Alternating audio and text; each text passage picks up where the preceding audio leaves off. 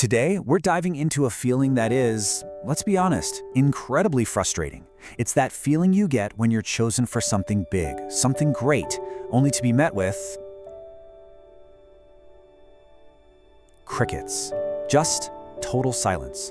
I mean, really think about that. What if you were singled out, told you have what it takes, that this huge future is right around the corner, and then you're just left waiting? It's a confusing, kind of maddening place to be in, right? And you feel ready. This isn't just wishful thinking. You've put in the hours, you've honed your skills, you know in your gut that you are absolutely ready for that promotion, for that recognition, for that moment to finally show up. And it's not just in your head. Someone, a boss, a mentor, a respected friend, they've confirmed it. They see the potential in you, and they've literally said, just hang in there, your time is coming. But your time doesn't come. Someone else gets the opportunity. You're still in the exact same spot, and this quiet, simmering frustration starts to build. And you start to wonder, wait, did I just imagine all of that? Well, this entire scenario, believe it or not, brings us to a surprisingly relevant ancient story. It's about a young man named David who experienced this exact thing, but on a national scale.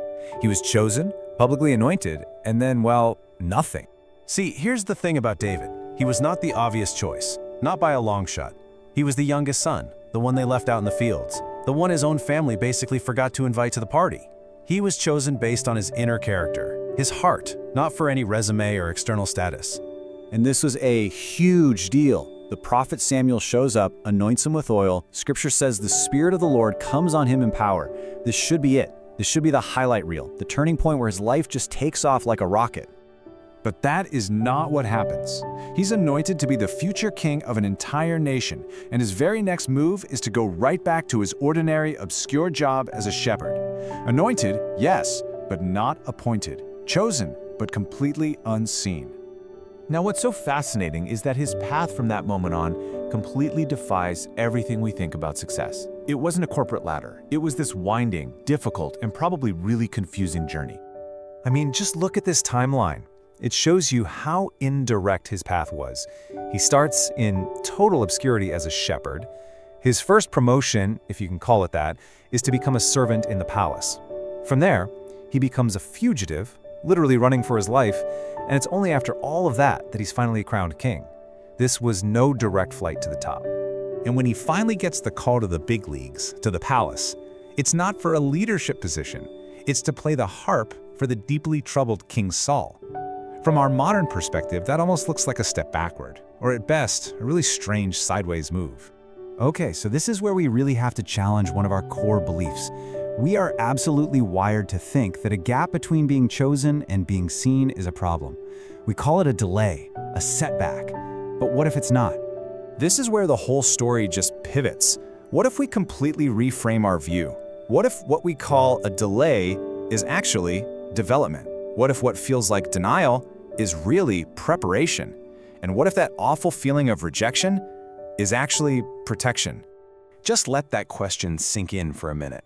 Because if the waiting period isn't a rejection of your potential, but is actually an active and purposeful part of the process, well, that changes absolutely everything about how you experience it. This delay is actually a period of intense, hidden growth.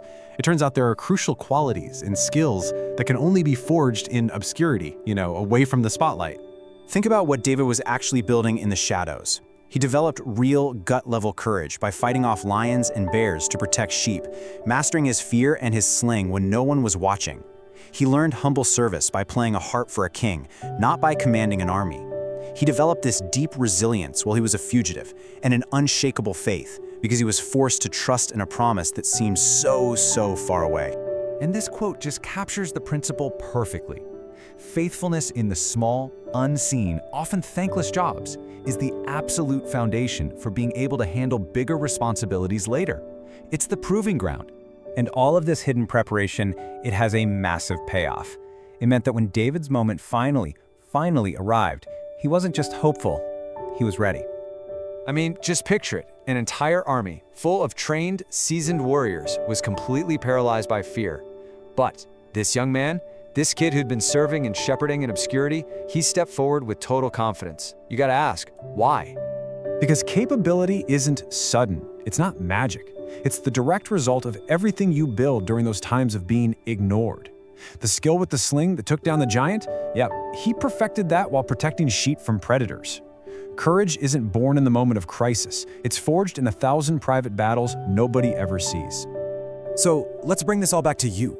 How does David's story apply to that feeling of being ready, yet completely overlooked? It kind of forces us to ask a harder, more honest question. And this is the crucial twist, the big realization. The time David spent in obscurity wasn't a punishment or mistake. It wasn't because he wasn't good enough. That period of being ignored was the very process that was making him ready.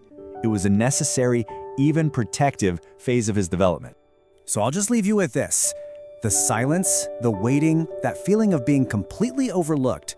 What if it isn't rejection at all? What if it's your preparation? Because once you see it that way, the waiting stops feeling like wasted time and starts feeling like the most important work you'll ever do.